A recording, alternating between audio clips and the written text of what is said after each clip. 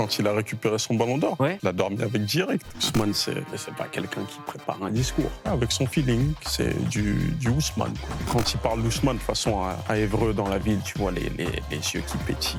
Je pense qu'il est encore capable de nous procurer pas mal d'émotions. Ce soir, on reçoit Mustapha Diatta, frère de cœur du meilleur joueur du monde, Ousmane Dembélé, Ballon d'Or. Bonsoir Mustapha, ça va? Bonsoir, ça va? Merci d'avoir choisi Click pour venir parler, ça nous touche beaucoup. J'ai vu toute l'histoire autour d'Ousmane Dembélé. C'est impossible de raconter son histoire sans parler de toi.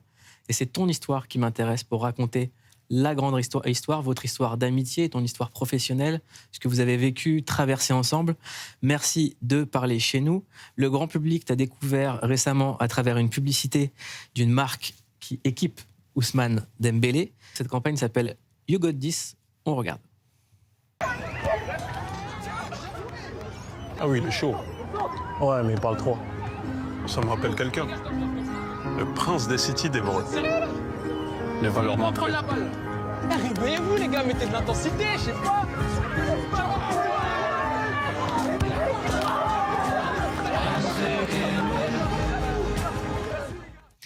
Nous avons tous besoin de quelqu'un qui nous donne confiance. Est-ce que c'est le rôle que tu as pour Ousmane Dembélé et celui qu'il a pour toi?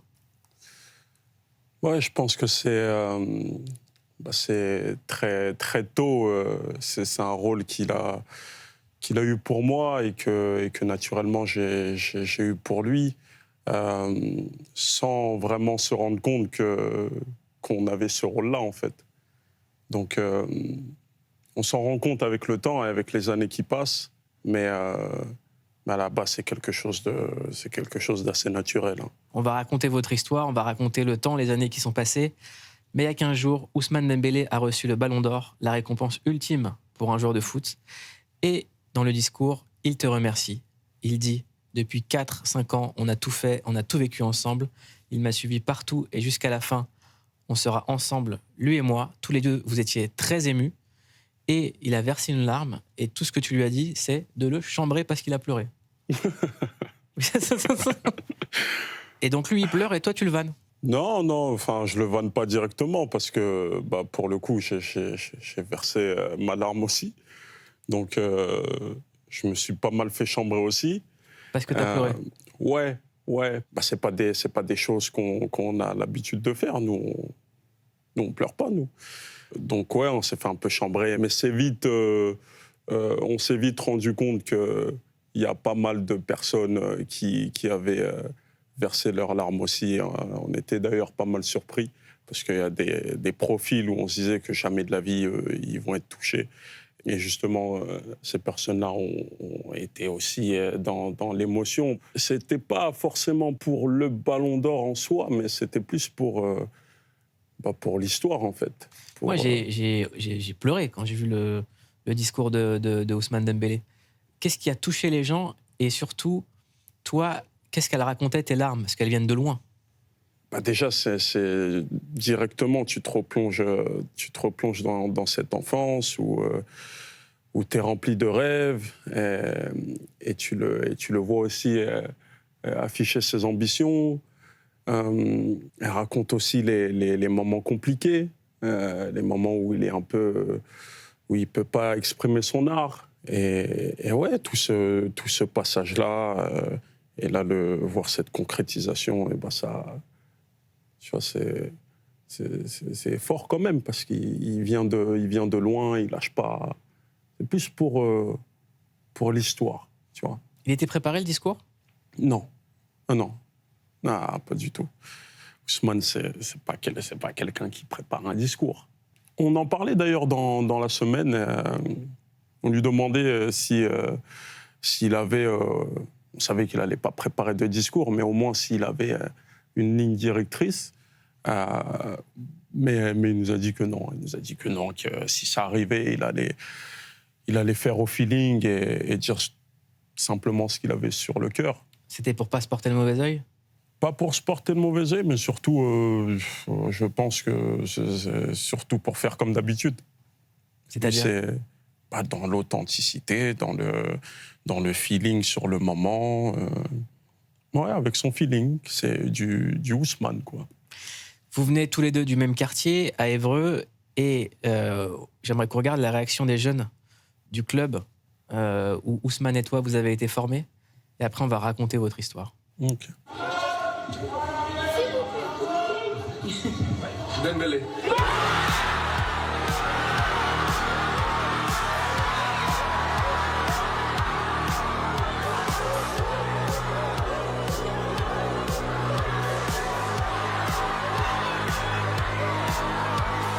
Ousmane, il a grandi ici, il a joué ici, dans les mêmes terrains que nous, dans les mêmes vestiaires que nous. Et de voir gagner le Ballon d'Or, c'est incroyable. Merci Ousmane pour cette soirée. T'as rendu fier notre club, t'as rendu fier la ville. Franchement, qu'il reste comme il est, parce qu'il n'a pas changé depuis qu'il a quitté la ville. Et franchement, tout ce qui lui arrive, c'est mérité. Grande fierté pour la ville, très heureux. On est tous heureux, ce soir c'est la fête. Est-ce que tu te reconnais dans ces petits? Est-ce que vous avez été à leur place? Ouais, on se reconnaît dans ces petits parce que en étant à leur place, nous on avait des professionnels qui venaient de la ville. Ouais, tu vois quand ils parlent d'Ousmane de toute façon à Évreux dans la ville, tu vois les yeux qui pétillent et tout, et voir ce qu'ils représentent pour la jeunesse, c'est bien parce que c'est un bon exemple. Tout n'a pas été rose et c'est bien d'avoir des exemples qui sont dans des situations difficiles et qui arrivent à remonter la pente parce que ces petits-là, ils vont grandir, ils vont certainement pas avoir des vies faciles. Donc leur montrer que la sortie elle peut être glorieuse, c'est bien. On parlait à un moment de rebaptiser le boulevard Haussmann, le boulevard Ousmane à Paris, et au final, il va y avoir une rue à son nom dans le quartier où vous avez grandi. Ouais, c'est... il le mérite parce que c'est la rue où on a grandi. Elle s'appelait comment la rue avant? C'était la rue Chateaubriand. Ok. La rue Chateaubriand. Donc maintenant, ça va être la rue Dembélé. Ouais. Il a réussi à faire ça quand même. Ça te fait quoi, toi, de te dire la rue où tu as grandi, elle porte le nom de ton pote? C'est une fierté. C'est une fierté quand, en plus de ça, je me souviens de tous les allers-retours qu'on faisait pour aller à la boulangerie, aller acheter une baguette pas trop cuite quand sa mère, elle l'envoyait. Et quelques années après, avoir cette nouvelle que la rue avait été rebaptisée à son nom, c'est exceptionnel. Dans la rue maintenant qui s'appelle la rue Ousmane Dembélé, vous êtes rencontrés à l'âge de 5 ans et 6 ans, parce que vous avez 1 an d'écart. Ouais. Est-ce que tu te souviens des premiers moments où vous êtes devenus copains? Et c'est quoi les premiers souvenirs d'enfance? Je me souviens pas des premiers moments. Je me souviens pas des premiers moments, mais il venait de déménager, en fait. Il venait de déménager à Évreux. Et en fait, ça s'est fait assez naturellement parce que nos parents, ils se fréquentaient. Et donc, naturellement, nous, on a commencé à se fréquenter. On avait cette passion aussi pour le football qui nous a réunis. Et non, ça s'est fait... on était un groupe en premier. Et en fait, nous deux, on avait cette connexion et on avait envie de passer des moments ensemble parce que j'appréciais sa présence, il appréciait la mienne. Et puis, quand tu es petit, tu fais un peu ce que tu as envie de faire. Donc, s'il y a un ami que tu aimes un peu plus que l'autre, tu passes un peu plus de temps avec lui. L'autre ami que vous aviez, c'était le ballon. C'était le troisième copain. Vous passiez combien de temps sur ce fameux ballon quand vous étiez petit? Il n'y avait pas d'heure. Hein. Franchement, tout prétexte était bon pour jouer au ballon. Même à l'école, on était dans la même classe. Quand on faisait des classes contre classes, tout prétexte était bon. Il y avait pas. C'était vraiment la passion. Ton frère vous a inscrits tous les deux au club ALM d'Évreux. Comment ça s'est passé, votre arrivée à tous les deux dans un club? Et qu'est-ce que vous vous disiez à ce moment-là?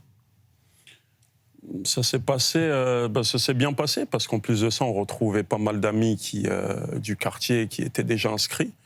Donc, bien passé. Et c'était un plaisir autre que le plaisir qu'on pouvait avoir, parce que là, on représentait quand même le club du quartier. Quel âge vous aviez ? Moi, j'avais 6 ans. J'avais 6 ans, moi. Et lui, il avait 7 ans. Et est-ce que quelqu'un avait déjà commencé à vous détecter à ce moment-là ? Tous les deux ? Non. Ousmane, il a eu ce talent pour le foot assez rapidement. Ouais. Lui, depuis tout petit, avec le ballon, c'est une histoire d'amour. Hein. Il n'a jamais quitté son ballon. Moi, un peu plus... c'est venu avec le temps. Ouais, mais tu avais des capacités aussi. Ouais, des capacités, mais pas le même rapport avec le ballon. C'était quoi son rapport avec le ballon ? Il avait un rapport très, très... il avait des liens particuliers avec le ballon. Il se traitait bien. Lui, il traitait bien le ballon le traitait bien. Moi, j'essayais de traiter bien le ballon. Je n'ai pas forcément eu de retour. Mais non, moi, j'ai un peu plus de travail. Il fallait un peu plus de travail de ma part. En 2010, Ousmane Dembélé quitte Évreux.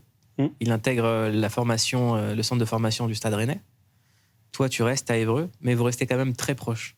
Ouais. Quand on va dans un centre de formation, en général, on est coupé de tout. Qu'est-ce qui a fait que vous êtes restés proches ? Et qu'est-ce qu'il disait, lui ? Parce qu'apparemment, c'était compliqué à Rennes. Il tardait à devenir pro. Ouais, quand il part, déjà, c'est une grande joie de le voir intégrer ce club. On s'y attendait aussi. C'était la suite logique pour lui.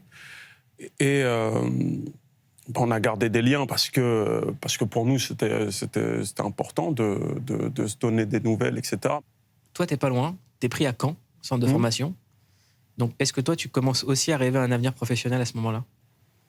Alors moi, je suis parti très tard. Je suis parti très tard en centre de formation. Et quand on est jeune, on aspire toujours à faire une carrière, à jouer dans des grands clubs. On avait la tête plein de rêves quand on était jeune. On avait une génération en plus qui... Il y en a beaucoup qui sont partis dans des centres de formation, etc. On avait des exemples des générations d'au-dessus. Donc on se disait que c'était possible et il n'y avait pas de limite. Et qu'est-ce que Ousmane te racontait au moment où toi, tu étais en centre de formation ? Qu'est-ce que vous vous disiez à ce moment-là ? Déjà, le premier truc qui m'a un peu choqué, quand il est parti, je m'en rappelle qu'il m'avait... Un jour, on s'appelle le soir, et en fait, il était sponsorisé par un équipementier. Et il me dit, je mets que des affaires de fou et tout. Et moi, parce que ça fait pas longtemps qu'il est parti du quartier. Et moi, je suis encore dans ma réalité. Et du coup, je me dis, t'es sûr, toi, tu mets des... Je le crois pas, moi, quand il me dit ça. Ensemble et tout. Parce que vous aviez aussi un rituel, avant le foot, tout ça, c'est que vous partagiez toujours le sandwich de la même manière. Ouais. C'était quoi votre rituel ? Alors, notre rituel, c'était d'aller chercher un kebab à chaque fois qu'on réunissait la somme de 5 €. Pour moi, c'était un peu plus facile parce que j'ai des grands frères et tu demandes 1 € à un, 2 € à l'autre et tu arrives à réunir une petite somme. Donc, quand on réunissait la somme de 5 €, on allait au kebab et moi, en fait, comme j'aimais plus les frites, lui, il me poussait les frites et lui, il aimait plus la viande. Du coup, on s'entendait comme ça, on coupait au milieu. C'était magnifique. Vous l'avez encore, ce rituel, ou pas ? On continue à... Enfin, des moments où ça nous arrive de manger des kebabs. Oui. Mais tu prends ton kebab, je prends le mien. Tu vois ? Ce que je veux dire, c'est que vous continuez à manger ensemble. Oui. Ousmane arrive en Ligue 1 en 2015. Début fracassant, qu'est-ce que tu te dis quand tu le vois à la télé ? Je me dis, enfin, il va pouvoir montrer en fait son talent au monde entier. Et en fait, c'était ça pour moi le plus dur. C'est d'arriver à cette exposition. Et quand il arrive à cette exposition, ça y est, c'est le moment. Et quand il arrive, la première fois sur un terrain, dans ta télé, tu te dis comment il joue, comment il est? Ton analyse à toi, de joueur de foot. Mon analyse à moi, c'est que en fait, l'ayant vu depuis petit, j'ai pas vu de différence dans le plaisir qu'il prenait. Il était sur les terrains de Ligue 1 comme il joue au quartier, avec beaucoup d'insouciance, cette détermination aussi. Pas beaucoup de différence. En 2016, Ousmane Dembélé part au Borussia Dortmund en Allemagne. Toi, tu es recruté dans le même club en réserve. Et vous vivez en colocation. Qu'est-ce qui se passe dans cette colocation? J'ai entendu dire que vous faisiez des réunions. Ouais. Alors, dans cette colocation... Des réunions stratégiques. Dans cette colocation, déjà, c'est notre première expérience à l'étranger. On est loin de nos familles. On a la chance d'avoir le football qui nous réunit. Être à l'étranger dans un club aussi prestigieux que le Borussia Dortmund, c'était un rêve éveillé. Quand je terminais l'entraînement, il terminait avec les pros, je passais de l'autre côté. On rentrait ensemble à la maison. C'était quelque chose de grand quand même. Et vivre ça comme ça à l'étranger, dans un grand club. Et de se retrouver avec son pote d'enfance. Ouais. C'est le hasard qui vous a fait vous retrouver, vous êtes débrouillés pour être ensemble? Il a fait en sorte. Il a fait en sorte aussi que je puisse avoir des essais avec la deuxième équipe. Et ensuite, l'année qui a suivi, j'ai intégré en même temps que lui le Borussia Dortmund. Qu'est-ce que ça veut dire, il a fait en sorte? Il a fait quoi? C'est des discussions avec son agent, qui était aussi le mien à ce moment-là, qui nous a toujours permis d'évoluer ensemble aussi. Parce qu'il a aussi compris qu'on était bien ensemble et qu'on avait besoin d'être ensemble. 2017, Ousmane réalise son rêve qui était d'aller jouer à Barcelone. Comment est-ce qu'il l'apprend? Comment est-ce que toi tu l'apprends? Et qu'est-ce que vous vous dites dans vos fameuses réunions où vous stratégisez tout? En fait, le Barça, ils avaient déjà tenté de le recruter l'année d'avant. Et avec son agent, il décide d'aller à Dortmund parce que c'était pas le moment pour lui d'aller à Barcelone. Et l'année d'après, de par les prestations de Ousmane, le Barça revient. Et quand il a cette opportunité d'y aller, il fonce parce que depuis petit, le Barça pour lui, c'est le club de ses rêves. Toi, c'était quoi le club de tes rêves? Le club de mes rêves, moi, c'était le Milan AC. Ouais, c'était le Milan AC. J'aimais bien à cette époque Maldini, Stam, etc. Ouais. Le fait que lui parte fait que tu pars aussi. Toi, tu rejoins un club de la région barcelonaise. Est-ce que c'est aussi une volonté de Ousmane et de son agent de t'emmener avec eux? Ou est-ce que tu as saisi une autre opportunité? C'était une opportunité. C'était une opportunité, ça, que j'avais de signer avec... parce que j'avais cette envie de continuer le foot. J'avais ça en moi. Donc, cette opportunité-là, je l'ai saisie. Et ouais, ça s'est pas bien passé, d'ailleurs. Pourquoi ça s'est pas bien passé? Parce qu'en fait, j'avais pas la tête à jouer au football à 100%. D'accord. Ouais. Il est arrivé le moment où j'avais le choix, en fait. Et, le football, tu donnes tout. Le football, tu te donnes à 100%. Si tu te donnes pas à 100%, tu peux pas réussir. C'est à ce moment-là que tu commences à te dire, je vais peut-être mettre ma carrière de footballeur entre parenthèses? Ouais, en fait, avec à Dortmund, quand on se faisait les réunions, Ousmane, sur son avenir footballistique, il a toujours été assez clair. Il avait une vision bien précise de ce qu'il voulait faire dans le football et tout. Et moi étant quelqu'un qui aime bien toucher un peu à tout, je m'étais dit que j'allais continuer dans le football, mais j'ai toujours mis une option sur les choses de la vie, et tu sais, les expériences que la vie elle pouvait nous offrir, etc. Donc ouais, à ce moment-là, je commence à ralentir un peu par rapport au football. Côté Ousmane Dembélé, ça s'accélère. Il est à Barcelone, il joue avec Lionel Messi, il remporte 3 Ligas, devient champion du monde en 2018. C'est comment ces 6 années de ton côté à toi? Est-ce que tu l'accompagnes déjà quand il est à Barcelone et que ça s'accélère? Ouais. Ces 6 années à Barcelone, moi, c'est des années où c'est un peu compliqué. Où c'est un peu compliqué parce que il a pas mal de blessures et il y a peut-être des doutes dans sa tête, même si c'est des choses qui montrent pas, parce que c'est quelqu'un quand même d'assez fort. Et à ce moment-là, en fait, moi, j'ai cette opportunité d'aller à Stuttgart dans un club allemand. Et on se pose avec son agent. Et je lui dis en fait que moi, à ce moment-là, je me vois pas partir dans un club là où mon frère il a peut-être le plus besoin de moi.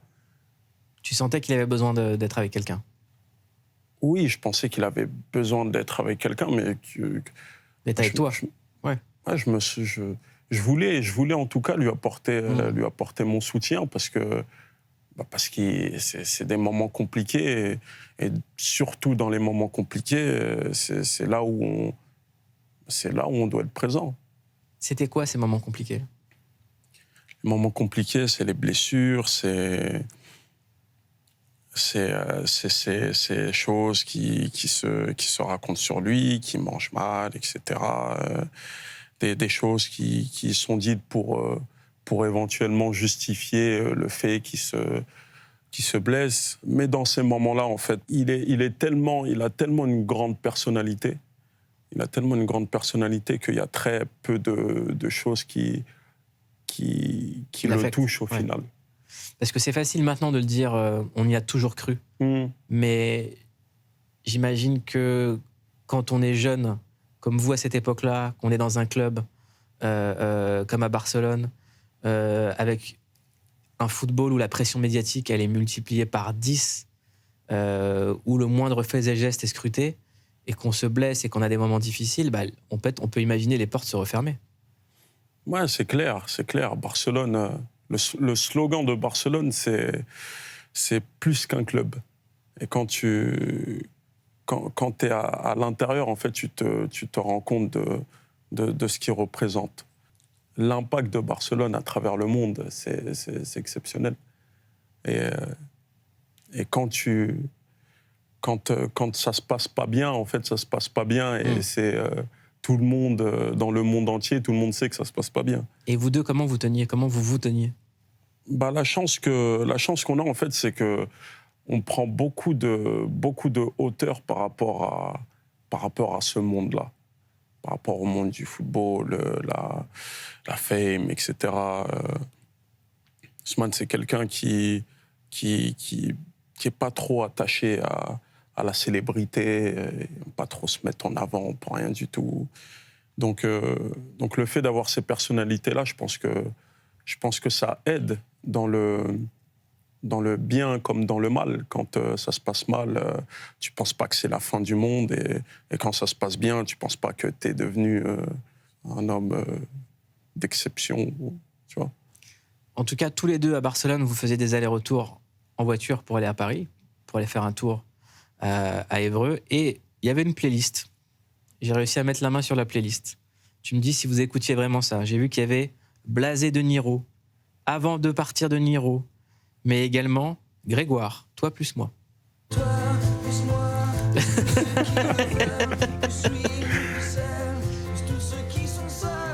Ouais. Donc Toi plus moi, c'est Ousmane Dembélé et toi dans une voiture en train d'écouter Toi plus moi.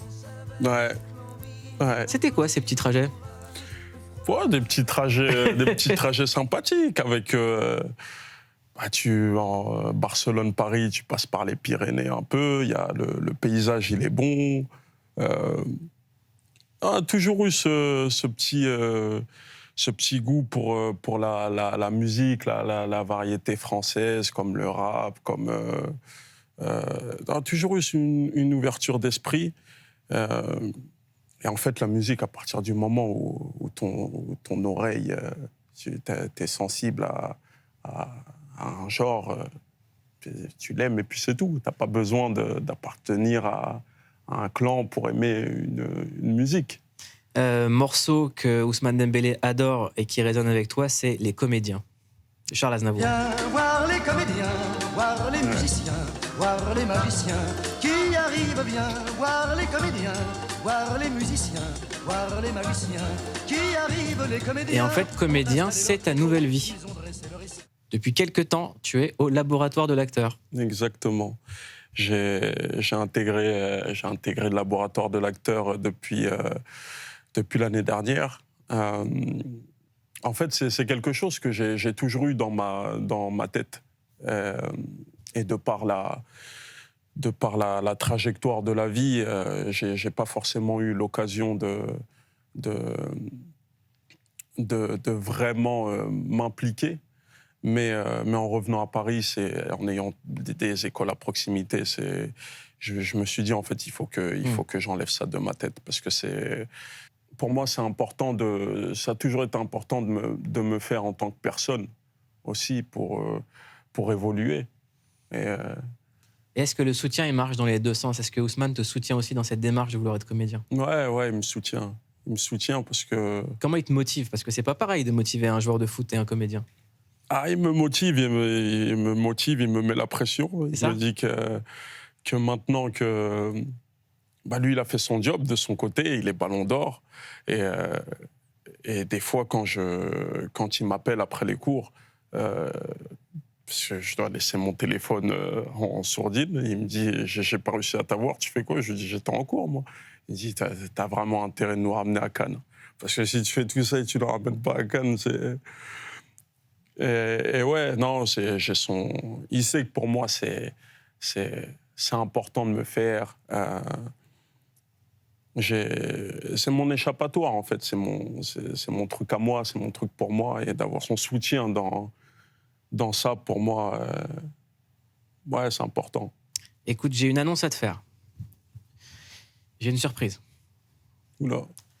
Je dois t'annoncer que tu as été choisi pour jouer dans le prochain film de Lajli, Dumas, aux côtés de Vincent Cassel, Omar Sy, et François Civil et Théo Christine.